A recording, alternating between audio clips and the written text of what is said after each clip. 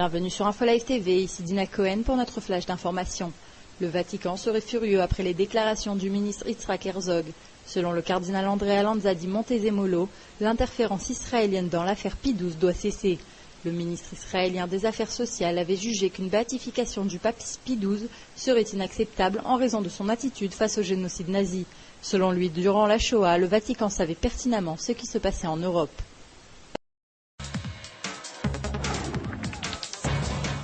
Suite à l'attaque à l'arme blanche d'un Palestinien qui a tué un civil israélien et blessé un policier, le Hamas déclare que ce genre d'action est une réponse naturelle à l'agression israélienne permanente.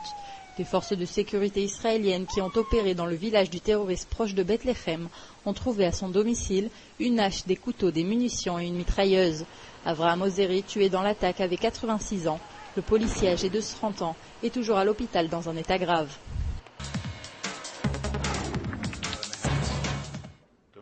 Le président israélien Shimon Peres devrait être fait chevalier par la reine Elisabeth II lors d'un voyage officiel à Londres le 18 novembre prochain. Ce titre, qui est la plus haute distinction au Royaume-Uni, lui sera accordé en raison de sa contribution à la paix dans le monde et à l'amitié israélo-britannique. Peres devrait continuer sa visite officielle au Royaume-Uni le 18 novembre, où il devrait rencontrer à Londres le Premier ministre et le ministre des Affaires étrangères.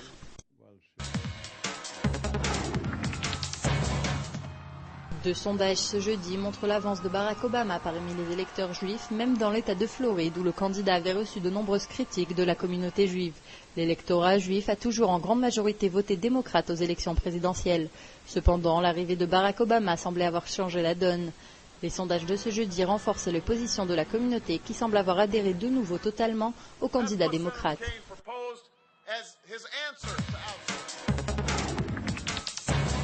Le Trésor juge de nombreuses propositions afin de prendre des mesures en vue d'un ralentissement économique possible.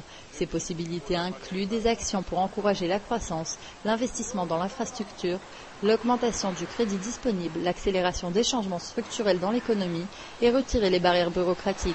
Ce qu'a déclaré le ministre des Finances Ronnie Baron ce jeudi lors d'une réunion suite à la crise économique mondiale. C'est la fin de ce journal. Merci de l'avoir suivi sur InfoLive TV, la première télévision israélienne qui diffuse en 4 langues depuis Jérusalem.